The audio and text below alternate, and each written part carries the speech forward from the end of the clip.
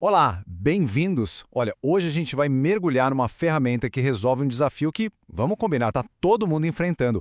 Como é que a gente usa inteligência artificial de um jeito que seja, bom, realmente inteligente e intencional?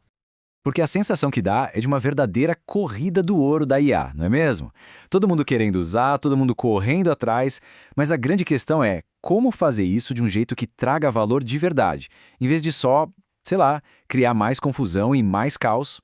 E é exatamente aí que mora o perigo, sabe? Mergulhar de cabeça na IA sem ter uma estratégia bem clara pode custar muito, muito caro. E a gente está falando de dinheiro e tempo jogados fora, de decisões que acabam sendo baseadas em preconceitos e, no fim, projetos que simplesmente não vão a lugar nenhum.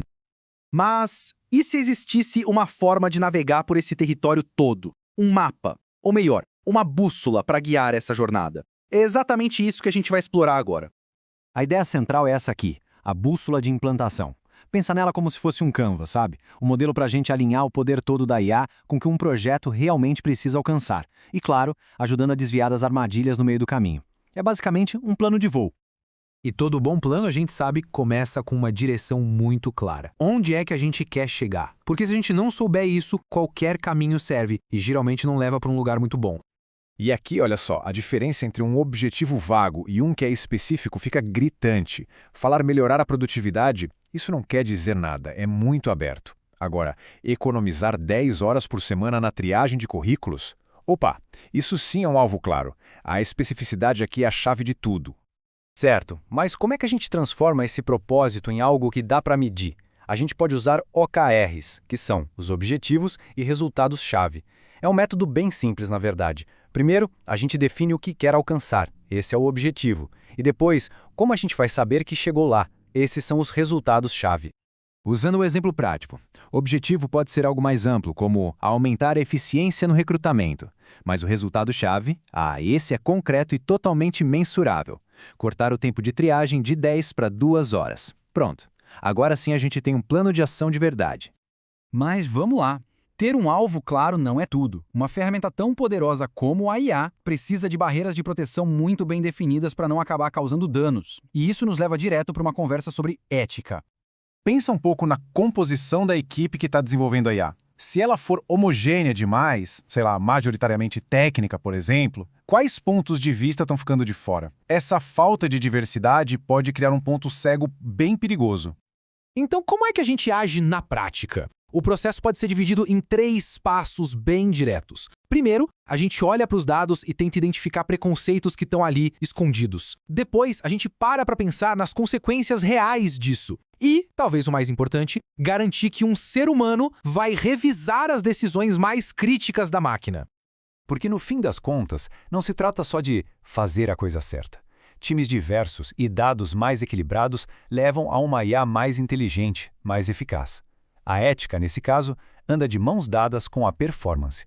Ok, com uma direção clara e as barreiras éticas no lugar, a próxima pergunta é, inevitável, como é que essa conta fecha? Toda implementação tem um custo e precisa, claro, gerar um valor que corresponda a ele.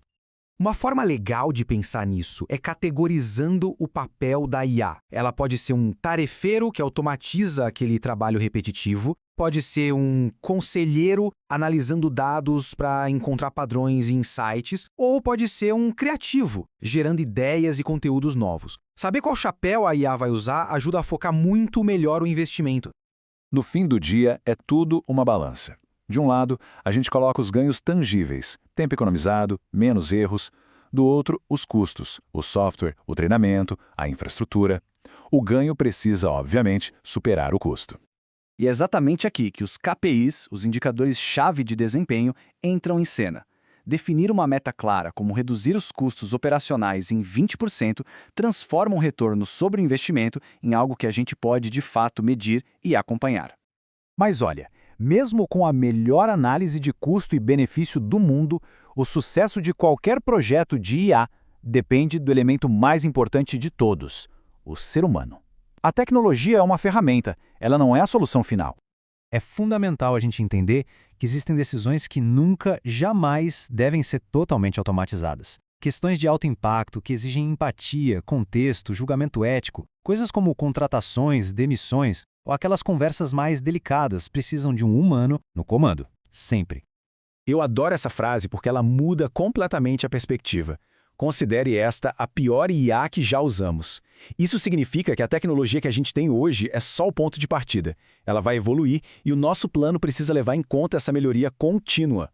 E como é que a gente garante que essa evolução aconteça? Criando sistemas de feedback. Isso quer dizer planejar atualizações, ter pontos de checagem com humanos e, acima de tudo, construir uma cultura onde aprender e se adaptar é o normal.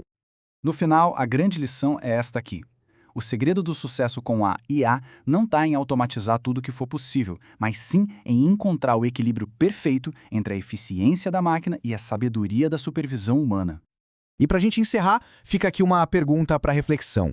Conforme as máquinas ficam cada vez melhores em tarefas técnicas, o que é que se torna exclusiva e mais valiosamente humano? É algo que vale muito a pena a gente pensar. Obrigado por acompanhar